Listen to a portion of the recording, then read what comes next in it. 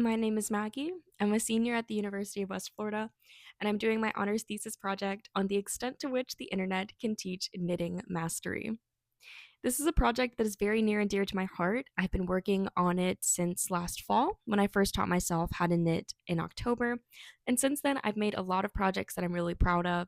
I've documented the progress for these as well as some wonderful images of them at my very own blog, www.redstringknits.com. Like I said, I've been working on this project for a little bit, but there's still a lot of work that needs to be done.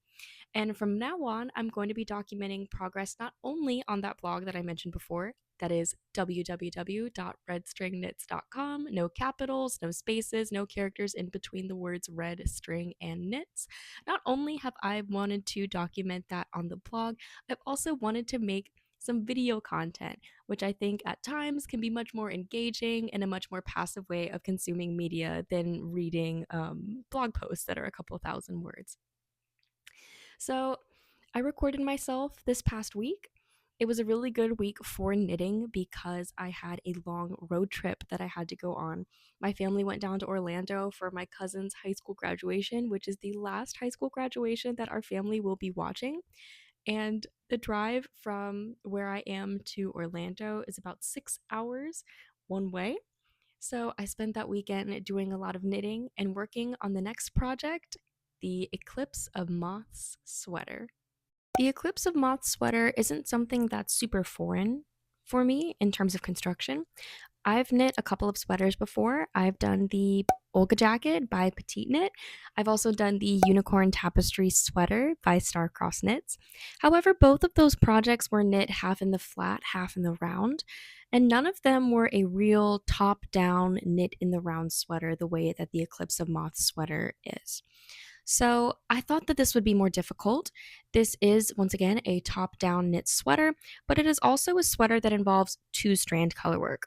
Color work is not something that's foreign to me either because I worked on the Unicorn Tapestry sweater as my first color work project, which I don't know if I would recommend it to other people. In fact, I would recommend you actually start with knit in the round sweaters first because their construction is a lot easier and a lot more straightforward than things that are knit in the flat. And that is because when you knit in the round, there isn't necessarily a distinction between left and right when you're working on the yoke. Whenever you knit in the flat, it is very specific on which side has to be. The make one left increases, the make one right increases, which isn't really a problem for right handed people that are following the pattern. But whenever you're left handed and you have to translate that pattern to fit your needs, sometimes that can be a little bit more difficult, especially when you're really in the zone and you're reading the pattern and you're not exactly thinking about what is going on with this construction. And so far, what I've worked on, the construction was very straightforward. It's just a collar in the rib style, and then it's working some German short rows to get that back yoke nice and shaped up before going in and using the colorwork pattern. Like I've said before, color work isn't something that is foreign to me. However, working in a motif style, which is working the same pattern over and over throughout a sweater or a garment, that is something that is new to me. I thought that that would be something that would be daunting because it relies so much on symmetry and pattern work and uniformity. Not that the unicorn tapestry sweater didn't, but whenever you're repeating the same design 7 times in a row, any minor flaw can become noticeable. So I thought that that would be scary, but I kind of forgot that I'm a mathematician. I'm a mathematician, so things like this come very easily to me. Things like pattern recognition, spatial relationships, and proportion are things that I work with on a daily basis. So, working the motif was actually relatively easy and it went by really quickly because of the way that it was structured. Once again, knitting in the round, knitting the same pattern over and over. It was a rather continuous process, and it was really easy for me to get into that flow state and get things done very quickly. Within the first week, I finished all 42 rows of color work, which is not that many rows a day, but for me, the relative speed with which I knit, along with the balance of other things that I have in my life, this was very quick compared to my last project, the Unicorn Tapestry sweater.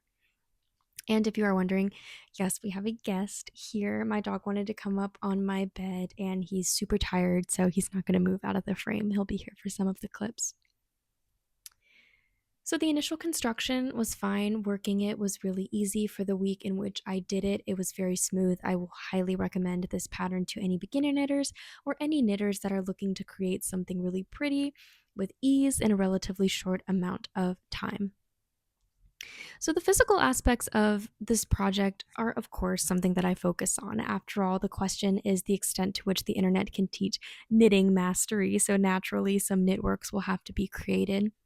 But I would say only half of my time is really spent knitting. A good portion of my time spent on this project has to do with the digital aspects, which is managing the blog, writing my posts, looking at the organization, doing some literature review and research for my overall thesis project, the actual paper.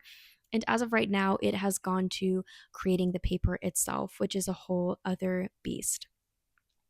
Right now, I want to go with a magazine structure for my thesis because this project is so visually oriented and a lot of visuals need to be given to understand a lot of the terms that I use. Knitting vocabulary can seem very strange to outsiders, as I learned when I started this project. I wanted to do this magazine style of presentation because I think it's another way for me to exercise a creative outlet and have some fun with this project, really. I'm still going to maintain the professionalism that an honors thesis requires, of course, keeping my APA format, using in text citations, and using language that is as professional as I can get it. Oh, goodness. So, working on that has been a blast. I love organizing things through Canva. Canva is a platform that I love, especially as someone that was a student and now a teacher. I've been using Canva to really compile things together, organize my thoughts, and so far I've really talked about my motivation for doing this project, why I wanted to do knitting, how knitting actually has connections to the mathematics part of my degree as well as the education part of my degree. And very soon I'm going to be talking about the motivations for doing a blog specifically. Part of it has to do with what research says on the benefits of knitting blogging, which I have included on the Genesis page of my blog, redstringknits.com. I keep plugging it, but it's a very big thing for me. But there's also some personal motivation that comes from it. As embarrassing as it is to admit, I grew up on Quotive, where if you're normal and you don't know what that is basically. Is it still running? It probably is. I haven't looked at it in a long time. But back in the early 2010s, it really was the MySpace for preteens and teenagers that had a particular affinity for writing fan fiction. So, having my own sort of website or blog is something that I'm used to. I mean, I haven't exercised it continuously. I've worked on it when I was a preteen slash teen, took huge gap years, and then came back to it. But the creative process is still the same. My love for it is still the same. Working on the digital aspects has been really fun, and now getting to try content creation, video editing, audio recording, and posting on a platform like YouTube and Instagram, those have all been really exciting endeavors for me.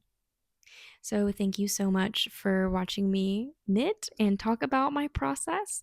Please, please, please leave comments below. Feedback is such an important part of both the education process and this project in general. Because I am not an expert, I don't have the eye of an expert, so I need someone to help guide me. Say, these are the things that are going right, these are the things that I can change for my knitting. I try to do some of that reflection myself in the blog, but as always, it helps having an extra source of input. Thank you guys so much for watching, and stay tuned for more. Say bye, Charles. No.